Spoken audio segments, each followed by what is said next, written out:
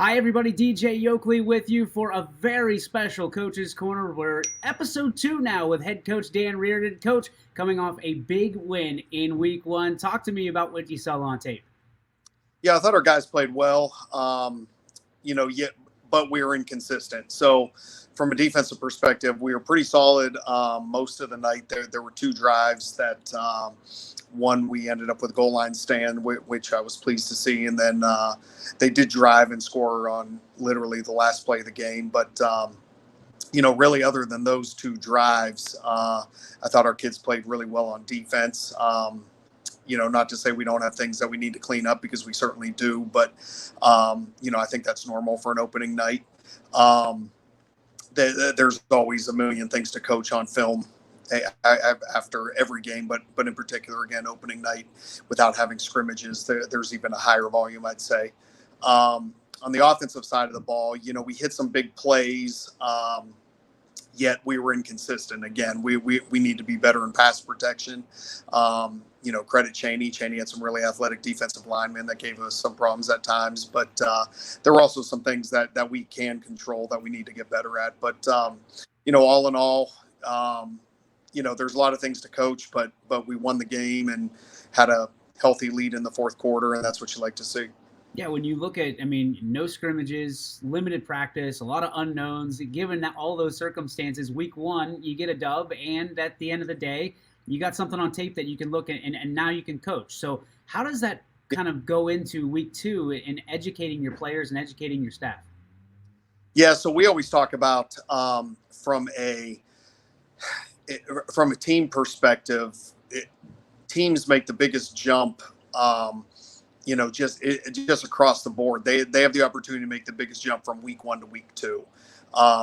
You finally have 4 quarters on film. The conditioning side of things, the substitution patterns, just all the little kinks that you have to be on point with.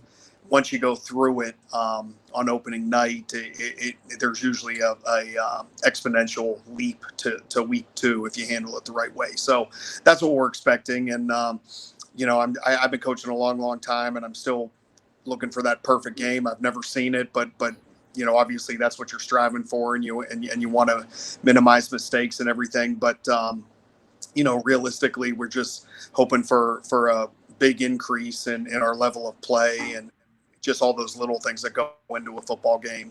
And again, I mean, substitution patterns with special teams, we had 2 issues last week, and one all placed on the coaching staff, one I think was a player, but both of them we got to clean up and fix it, and that's unacceptable. In week 2, we don't expect to have those errors like that.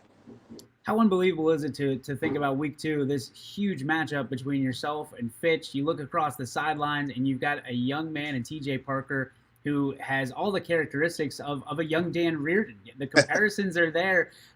It's crazy to think about the offense that could potentially be scored in this game. There's a lot of athletes and a lot of potential D1 athletes on that football field. Yeah, I think there's, both teams have good skill. Receivers, defensive backs, running backs, and so on. I think their quarterback is a really, really good football player.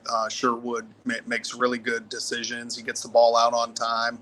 I think they did a good job last week protecting them. And when you have a quarterback who throws the ball on time and puts it in the right spot, that's hard to defend, especially if he's not put under duress. And that's something that, we need to try to make him uncomfortable and disrupt timing. And there's 2 parts to that equation.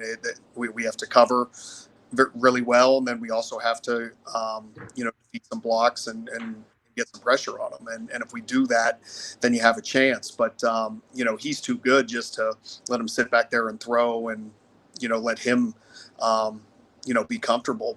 If we allow that to happen, then it could be a long night. The game tonight on YSN, $9.99. You can purchase it. Who from your side, from the Fighting Irish, is going to be the player that you think most fans should watch on the film tonight?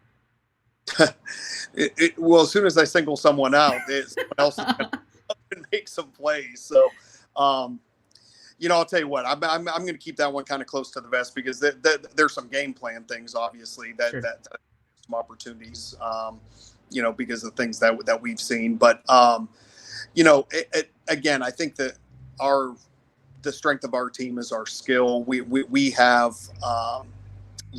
a lot of guys back on the offensive line with experience, yet we still are young on the offensive line. We play 3 sophomores very significantly on the O-line, one of whom started for us last year as a freshman. But, we have a lot of guys playing, and yet we are more experienced than we were a year ago. We're still relatively young there. So, if those guys do a good job, and again, we expect them to take a big step. So if they take a big step this week, then we're going to have a chance. And, our skill guys, when they have a chance to make a play, they got to make the play. So, one thing that I feel good about is that we have multiple guys who can make a play. And then it comes down to the quarterback making the right decision and getting it to the right guy. And when he does that, we have a chance to move the ball very effectively. And, but if that stuff's disrupted, then all of a sudden, you're scrambling. So we always talk to our guys about take what the defense gives you, make good decisions. And we have enough guys who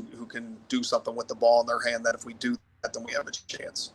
Coach, what we do the last question, obviously, since you've been around, is we kind of throw you an off-the-wall question to kind of close up, get to know you a little bit better off the field.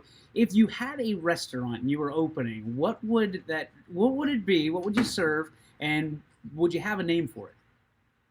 Oh, boy. Probably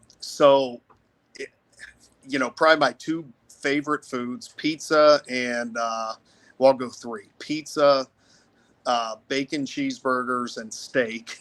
All right. So we would have one of those 3, they specialize in one of those 3 things, but, man, I don't know. I don't know what I'd call it. Awesome. But, yeah, I don't miss too many meals, as you can see. Come on. Well, no matter if you miss a meal or not, I'm sure that you're going to have a nice feast tonight, hopefully feasting on some Falcons for your Irish. Good luck tonight. We appreciate your time and look forward to next week. Sounds great. Thanks for having me on. See ya. Thanks, Coach.